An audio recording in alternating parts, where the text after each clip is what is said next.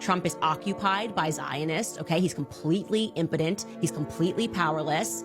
He cannot say anything that goes against Israel or Bibi Netanyahu. He's letting them do whatever they want. Why are we giving Israel billions of dollars? Why are we giving them a missile defense system? Why are we giving them weapons? Why are we giving it to Saudi Arabia? Why are we giving it to all these different countries? We don't even have universal health care in this country. Israel has universal health care. Netanyahu just said that you can't be MAGA if you're anti-Israel. So he's ordering you, MAGA, you better obey Israel. Otherwise, he's going to cancel you out of MAGA. This is one of those moments where we have to pause, think, and maybe even ask, wait, what just happened? Some Americans finally are starting to wake up and realize something huge, that there is political idol. Donald Trump might actually be acting in a way that serves Benjamin Netanyahu's interest and not there. And now the reaction online, shock, confusion, anger. Some people are asking, how did I not say this before? And that's exactly what we need to talk about, because while some Americans are just realizing it, Black Americans has been warning about patterns like this for years. But before we go deeper into this conversation, I would like you to watch some of those clips these people are really ranting about. Notice how people react. Pay attention to their voices. Listen to the comments. Because once you say it, you will understand why this moment is bigger than just politics. So guys, without wasting much time, let's watch those clips. Wait, so you're telling me that Trump and Israel's war with Iran actually goes back to Venezuela? And the reason why Trump destabilized Venezuela and then took tens of millions of barrels of their oil and then shipped a bunch of it to Israel was because they knew that Israel's oil imports were going to be disrupted during this war with Iran, and they wanted to make sure that Israel had a stockpile of this during their war with Iran. That's the reason why Trump did that to Venezuela, dude. That is fucking crazy. They were planning this from the start. Oh my God, where's the tinfoil? Donald Trump, the so-called America First president, is set to receive the Israel Prize, which is an honor that, according to Netanyahu himself, has never been given to anybody who is a non-Israeli before in history. It couldn't be more obvious that Trump's actions don't match his rhetoric whatsoever. Just take a look at this. So we decided to break a convention too, or create a new one, and that is to award the Israel Prize, which in almost our 80 years, we've never awarded it to a non-Israeli. And we're going to award it this year to President Trump. If a political movement is truly America first, then its priorities should be unmistakable. Yet here we have a sitting US president being given an award that nobody who is a non-Israeli has received in history. This isn't about diplomacy. Every president engages with our allies. This is about the pure contradiction. You can't claim to be America first when you receive an award that explicitly centers on another nation's interests. Donald Trump has approved tens of billions of dollars of US taxpayer money to Israel, all while telling the Americans who elected him that there's not enough money for healthcare, infrastructure, or social programs at home. Being praised by Benjamin Netanyahu while your own people are struggling to survive right now is not something a national populist would do. Nationalism, by definition, prioritizes your own country, not applause from foreign leaders. It's actually hilarious. Leave it to MAGA to pay for all of Israel's education and healthcare and like literally all of their programs and resources, but not want to pay for any of Americans, because how dare they? Their money goes to other people. Like, your money is literally going to fund that for a different country, and you're okay with that. You're okay with that. But when it's your country to help your people, fuck no. Fuck no. But we should be helping Israel. We should be giving them free healthcare and education and resources, because we deserve to pay for that. Why would they pay for that? They're the victim. But if you're an American, fuck you. Fuck you. Fuck you. You don't deserve healthcare or education, because education is a scam. Netanyahu just said that you can't be MAGA if you're anti-Israel. So he's ordering you, MAGA, you better obey Israel. Otherwise, he's going to cancel you out of MAGA. Yeah, MAGA loves that. They love cancel culture, listening to foreign governments and people telling them what to think. The reason why Netanyahu is doing these panic things is because for the first time ever, Israel is losing the messaging wars. So right now, Marjorie Taylor Greene, Tom Massey, Matt Gaetz in full rebellion on the right. We're obviously on rebellion on the left. And so now, ironically, AIPAC and Israel and Netanyahu are bringing the right and the left together. America's saying we love Palestinians and want to protect them against this genocide. And we don't want to pay for this human catastrophe that Israel is doing right now. Imagine supporting the most well-documented genocide that has been live streamed for 2 years and then thinking that you're the good guys while calling anybody who opposes you jihadists. If this is not the most blatant example of the type of narrative warfare and propaganda that we have been subjected to for the past 2 decades, I don't know what is. Israel does not own the USA. The USA owns the world. No matter how big the Israeli lobby gets, it cannot outgrow America in its control because they have mutual goals. Israel may outpace the wants of the proletariat, even the Jewish ones, but it will never outpace the wants of the bourgeois. You may start hearing more and more defenses of a Zionist-owned government argument, especially with the recent development of the Epstein Files debacle. Sometimes it may seem like no matter what Trump and Trump officials say, Netanyahu goes forward with his own plans. This is a part of the act of politics, and it occurs with literally every president. Especially with the one right before Trump, Biden, who is not only a lifelong Zionist, but also a super simp for the war with Iran. Just the same as Kamala Harris, practicing it and planning it endlessly, while at the same time seemingly demonizing certain aspects of Israel like the settlements. So why then do all of our politicians and corporations seemingly care so much for Israel if we're not occupied?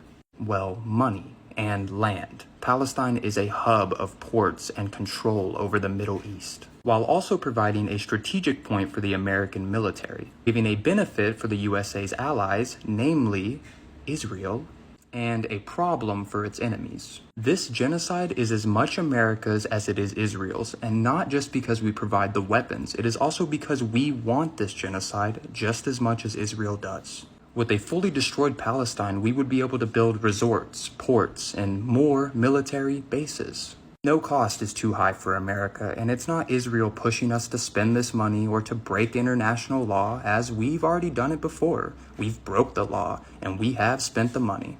So next time you hear someone say Israel is controlling us and forcing us to do this, realize the truth. America wants this as bad as Israel does, if not more.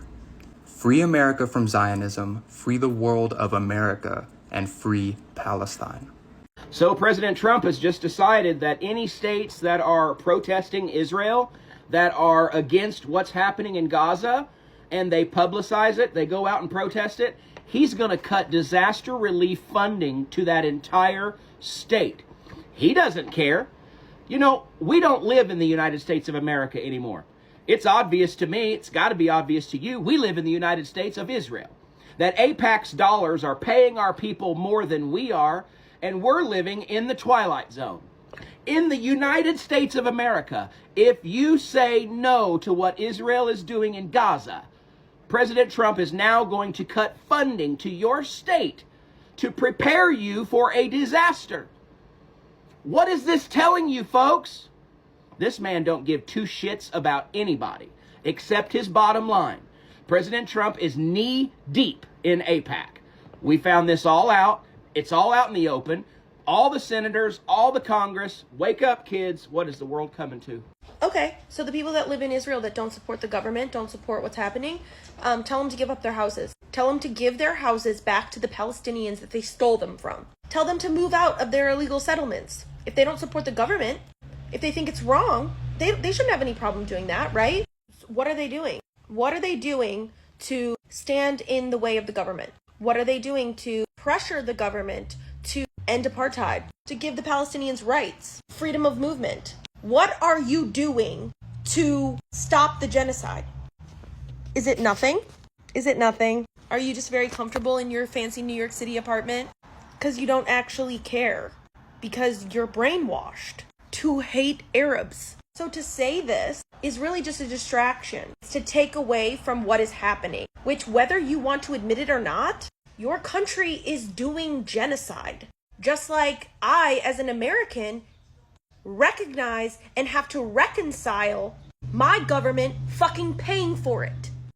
So if you're not doing anything about it, like, shut the fuck up. Aren't you curious why every time you go online, there seems to be someone trying to get you to support Israel? Well, yesterday, an investigation was published by Israel's Channel 12 News, revealing that they found over half of Israeli social media accounts are bots, amplifying Zionist leadership in Israel. We've been trying to educate you guys about how Israel has a massive Hasbara budget, which translates to propaganda, and it's affecting you. Their influence campaigns are affecting your mind because they're targeted at you. They don't spend this budget to convince Israelis to support Israel. They spend it on foreigners, particularly Americans, to get them to back their crimes and oppression of Palestinians. If you're not careful, if you're not locked in, you'd fall easily into the trap of believing that, you know, the world loves Israel from what Western news outlets print about Israel, washing over their crimes and making excuses for them, and by all these bots in our politicians' comment sections, which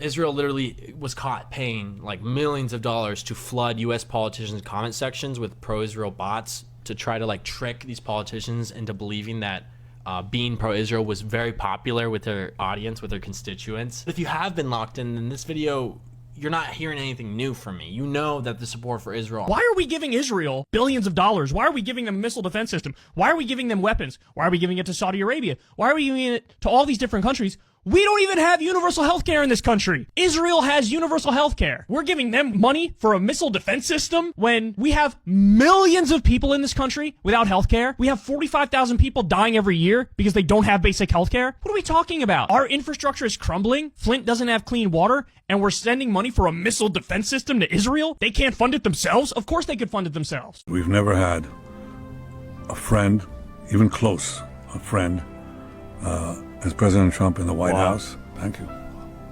Thank you for your friendship. Thank you very much, baby. And thank you for your support. It's meant from the heart. Thank you.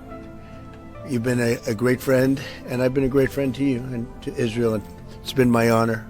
Wow. I just saw the new report by the respected polling group Pew Research. It showed that the majority of Americans have a somewhat or very unfavorable opinion of Israel. This is like the same opinion poll that came out in February by Gallup that said less than half of Americans were more sympathetic towards Israelis than Palestinians. These polls are shocking. Why? Because Americans are fed a daily diet of pro-Israel propaganda in the major news media, and they are seeing through it.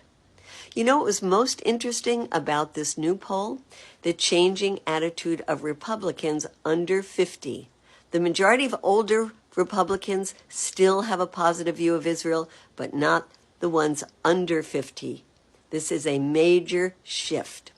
So if most Americans, including most Republicans under 50, have a negative view of Israel, why did Trump roll out the red carpet for Netanyahu in the White House? Why did he just okay another $8.8 billion in weapons to Israel? And when Bernie Sanders tried to stop those weapons, why was there not one Republican senator who voted with him? Come on, Republicans, get a grip. If you have no concern over the 100 children in Gaza being killed or wounded every single day by Israel with U.S. bombs, then at least think about your own base. Are you for America first or for Israel first? If any Palestinians happen to be watching this, as an American, I just want to apologize that my country is hosting the war criminal Netanyahu that has caused your people so much harm and suffering instead of us arresting him. And for those of you who don't know this about Netanyahu, he has grifted for years, being one of the main proponents of the narrative that the number one danger and biggest enemy to the West are Arab countries in general. And in 1993, he wrote a book called A Place Among the Nations, and he framed Israel and Jews as in a fight of light against darkness. So, of course, who did he frame as the force of darkness? Yeah, Arab countries. And this is what he wrote about them. He said, violence is ubiquitous in the political life of all Arab countries. It is the primary method of dealing with opponents, both foreign and domestic, both Arab and non-Arab. So keep in mind the man who wrote this decades ago and still believes this kind of rhetoric and pushes it.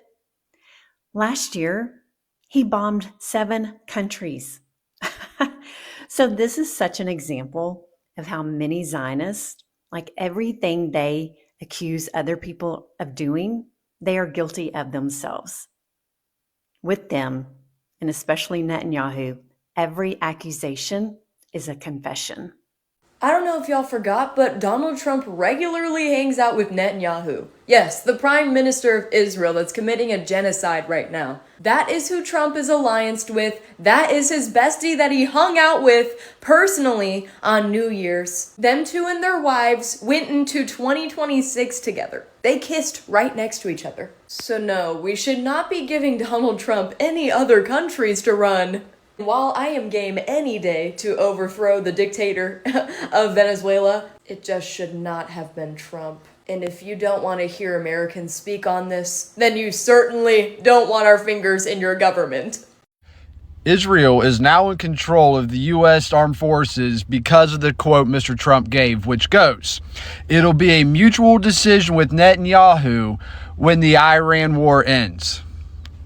Trump is occupied by Zionists, okay? He's completely impotent. He's completely powerless. He cannot say anything that goes against Israel or Bibi Netanyahu. He's letting them do whatever they want. No pushback whatsoever. It's very clear Bibi is in control, and his administration is saying that. It's terrible. It's absolutely terrible.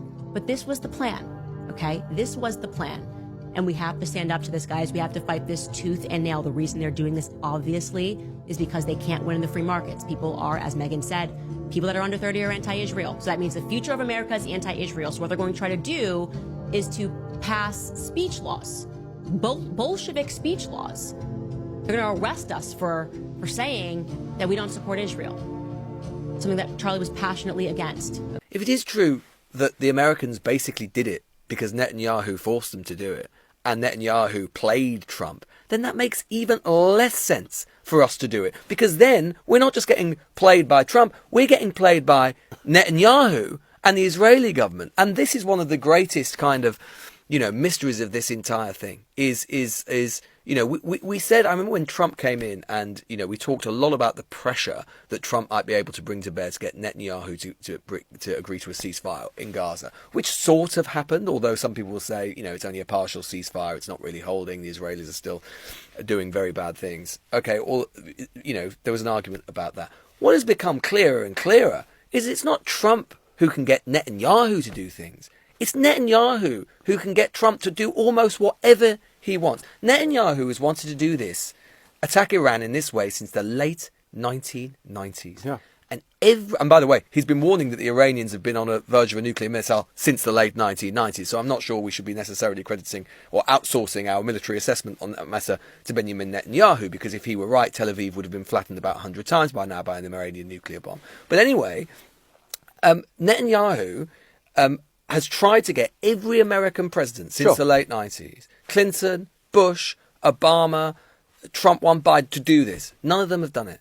But this time, Trump basically bends over backwards to do whatever Netanyahu wants. And I suspect that in part of Starmer's mind, he just thought, I'm not going to go along with that. The fact of the matter was that there was a plan to take out the leadership and nothing more. And there was an opportunity because Iranian air defences had been much weakened by the 12-day war last June. So, yeah, okay, opportunity. The shock isn't just about Trump or Netanyahu. It's about loyalty, influence, and who really benefits from the decision of those in power.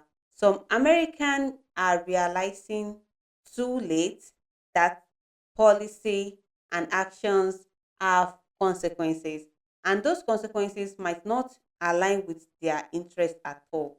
Let's be honest. You can't cheer for policy, support leader blindly, and assume everything is in your favor, and then be surprised when those same policies serve someone else's agenda. History is full of examples like this. Power and influence often operate in a way that protect the few and overlook the majority. And now Americans are starting to feel the wake-up call. Now, let's Now, here is where it hits home for some of Black Americans. For generations, Black Americans have seen how policy, international alliances, and political maneuvers impact them, often without their input, concerts, concepts, and benefits, whether it's economic policy, foreign war, or domestic legislation. Black Americans knew the importance of questioning motives, tracking patterns, and holding leaders accountable. So when Americans just now realize that Trump might not have been working for them at all, it's a moment that many Black Americans have already anticipated. We have seen it, we have warned about it, we have had to negotiate the consequence quietly while others are just waking up. Here is the uncomfortable truth: blind loyalty comes at a cost. Supporting leaders without understanding who benefits and who loses in is dangerous. And the reality is, power doesn't care about your feelings. Policy doesn't care about your vote. If someone is being served and you are not, that's when consequences hit. And that's exactly what we are seeing now. Now, let me ask this: what if more people started asking the right question earlier? Who really benefit from this policy? Who gain from these alliances? And who pay the prices? Because understanding these patterns isn't about politics, it's about awareness, survival, and empowerment.